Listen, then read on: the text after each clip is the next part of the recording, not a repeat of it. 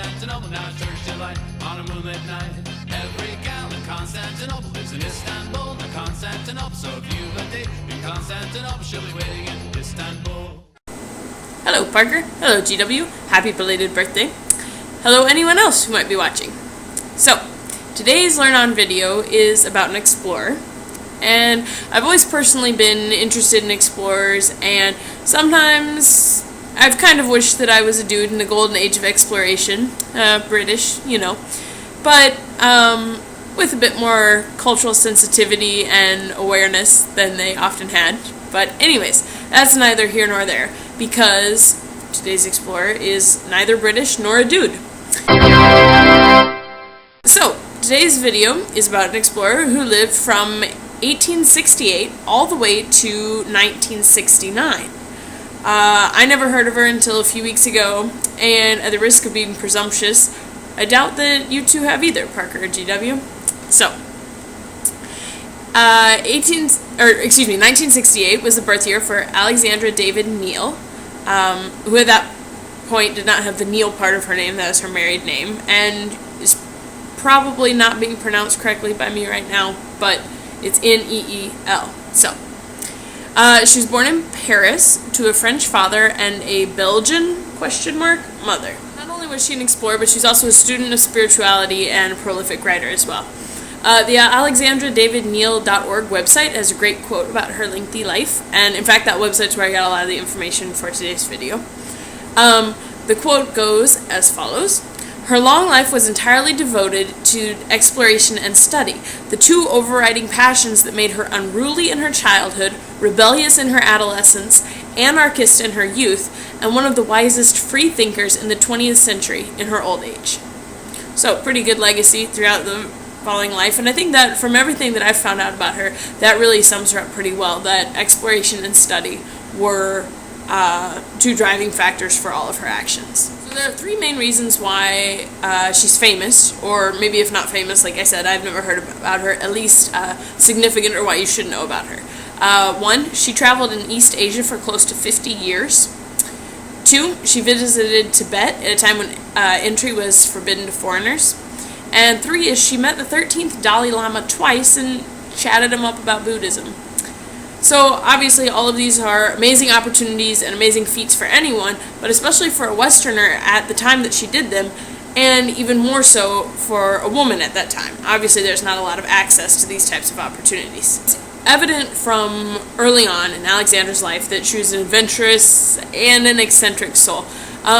She ran away from home a lot as a young child, and was always just outside and leaving her house, and even more so as a teenager. And we're not really talking about running down the block to grandma's here. When she was 15, she took a trip to England and returned only when she was broke. At 17, she left Brussels, where her family was living at the time, and took a train to Switzerland, just 'cause. And my personal favorite story from her earlier life is that at 18, she left Brussels again and headed to Spain on a bicycle without telling anyone in 1886. Her first really big voyage was a year-long trip to India that was financed by an inheritance she got from a godmother. I need to find me one of those. So she married in 1904, not until she was 36, and apparently her husband was the most understanding guy ever, especially when it came to her need to travel. One time, she told him that she was just leaving, and at least she told him, never told her parents, but she told him she was leaving, but she would be gone for 18 months or fewer. So, even now in our age of so much communication, it's kind of difficult to imagine someone saying, "I'm gone, I'll be back in 18 months. But it turns out she didn't come back for 14 years. At some point during her travels, Alexandra adopted a son. He went everywhere with her and is sometimes regarded as proof that she went to Tibet. So to get why her entrance to Tibet, especially to Lhasa, the capital, was such a big deal, we have to understand that the city was holy and was and still is very remote. And religious leaders lived there, so foreigners and outsiders of any kind were forbidden to enter, because it was a sacred place. But at the age of 54, Alexandra David-Neel disguised herself as a beggar, and after a year of travel on foot, she finally gained access to the city. Eventually, later in life, she built herself a fortress of meditation and spent time writing and became a very prolific author. A life filled with many adventures, and I encourage you to visit the alexandradavidneel.org website. They do have a lot of great information on her.